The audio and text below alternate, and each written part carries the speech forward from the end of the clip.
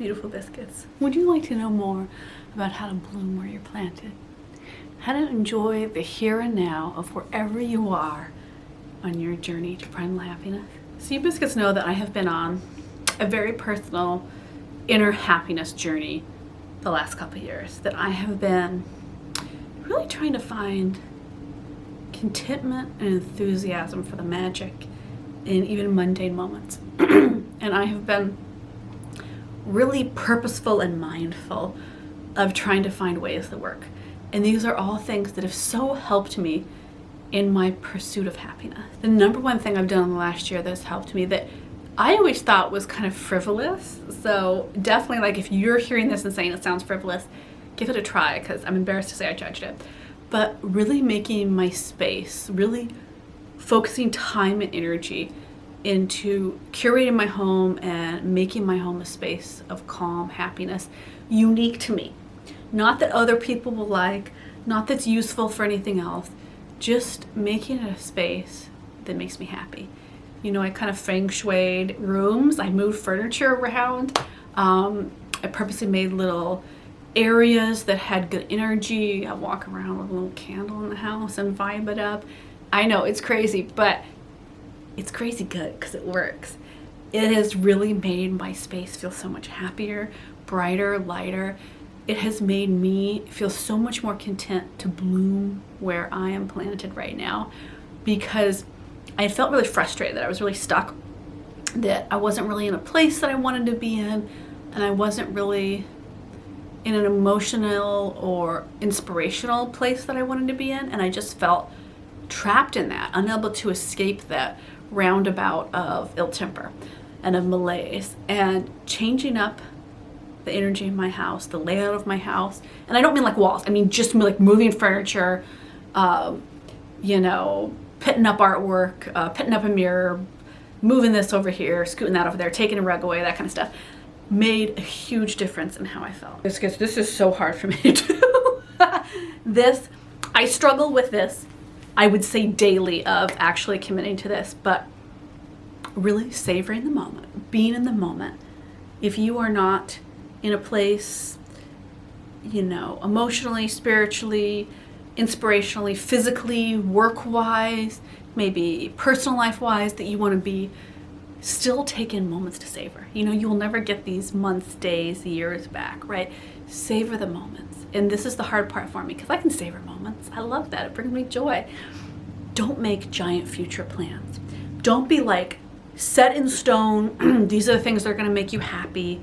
Really play around with being flexible, being open to seeing where the universe will take you, to see what the emotion that you are manifesting turns out to be in the physical world. Be really open to that idea. And this was so hard for me, because I am like, can I have a 5-year plan? Can I have a 10-year plan? I want to know every single second of every single day. What's it going to be? No surprises. Life is full of surprises, and gracious and beautiful surprises, and hard seasons of learning lessons, surprises. But just letting go, not having to have firm plans.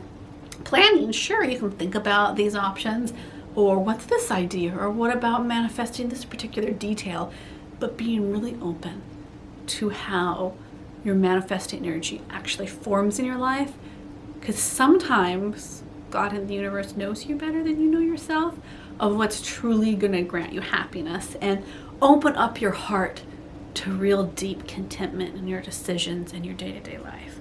That can be so powerful, to just give yourself permission to not have everything planned out. I have loved this one. I take like 6 months to finish a project, because I'm a distracted little butterfly that flits around and goes, I'll start this project.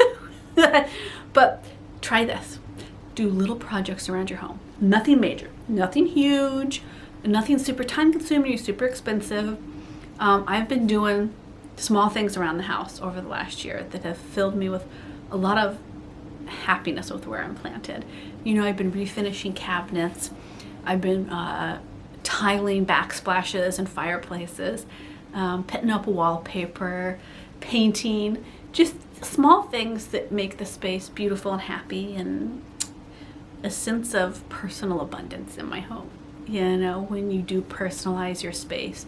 I've been tidying up my garden and making it more cottagecore. You know, this winter I lined all my garden with little round bricks that I found. That's really beautiful, like little scalloped bricks.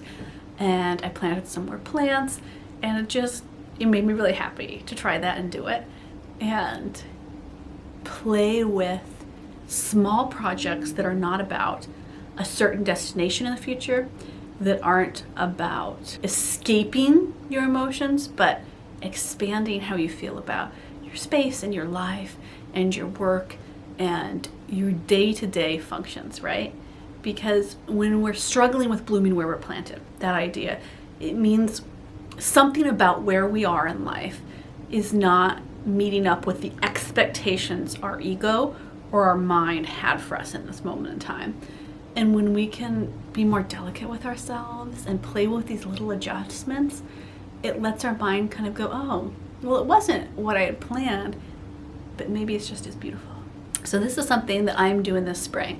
The weather's still been too funky to do it in the winter, but I love this. If you are struggling with a physical place that you are in, maybe you don't like where your work is, or you don't like where your home is, or you don't like where your kid's school is, if it's like a physical boundary that's irritating you, and you can't change it, go on little day trips. And I don't mean 6-hour drives, I mean like an hour or two around your space, and expand what you consider to be your neighborhood, your town, your place.